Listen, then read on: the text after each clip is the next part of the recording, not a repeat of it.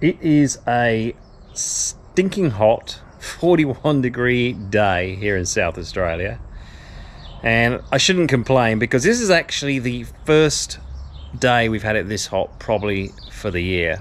It sure won't be the last, and I guess we're just not used to it at the moment.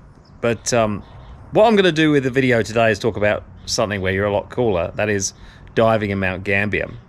And I've uploaded a few of my cave diving videos before, and I say the term cave diving reasonably loosely because the ones I've loaded up to the vlog are actually technically in sinkhole rated sites, but today this is going to be a proper cave rated site. It was the first cave diving site that I did. It was on my cave course. So if you're not familiar with the way the CDIA does courses, you've got your basic entry-level basic cave. It's also gone by other names over the year like cavern sinkhole, and then you've got the cave diving course and then advanced cave. So it's like the one in the middle. And when you're on course, you don't have much of an opportunity to sort of, you know, look around and just have a pleasure dive, because you're always waiting for your instructor to come by and take your mask off, take your reg out your mouth, have some sort of other failure, and then you've got to go into problem-solving mode. But when we were diving this site called Fossil Cave, which is so called because there were some historically rare and significant fossils found a few decades ago. In fact, you could still see some of the pickets, some of the poles that they used to put the grid around while they were taking or mapping the site and removing some of the fossils to examine them. They're still there. They make really good attachments for when you're running a guideline and doing tie-offs.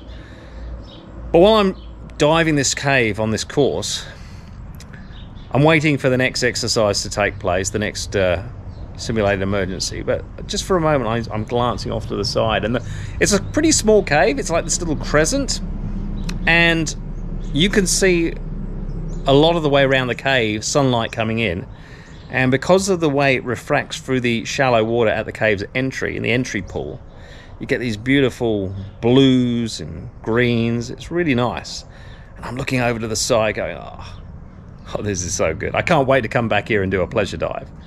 But I say it's small, but it's actually right next to one of the biggest proper cave diving sites, really technical cave diving sites in South Australia, and that's Tank Cave, which is on land owned by the Cave Divers, I should say, Association of Australia. And it's so close that for years divers were going, I wonder if they link up. I wonder if there's just a little link we can make a bit bigger. And sure enough, divers eventually found a way of linking them up. So now you've got this problem that you've got this cave-rated site, Fossil Cave. It's right next to this advanced cave site. And as a result, they've had to dual rate it.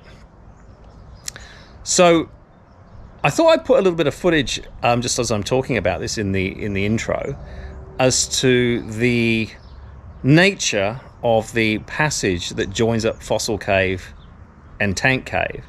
And it should be said, this is done by a diver called Ryan Kaczkowski, and he would have to be one of the better divers in the country when it comes to pushing these really tight, squeezy passages and finding them and exploring them. And yeah, he took this footage around about when he and a few others were exploring this link-up that they'd found.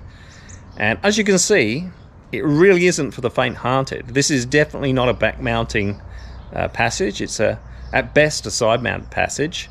And even then, one might say it's even almost a no-mount passage at places. But if you've got tanks the right size, then yeah, you can squeeze through it. I haven't done it, so I thank Ryan for permitting me to use this footage, and full credit to him. I'll put a link to his channel in the description box because he's got some other really good, really advanced technical diving videos in there that are really interesting to watch if you're interested in proper exploration.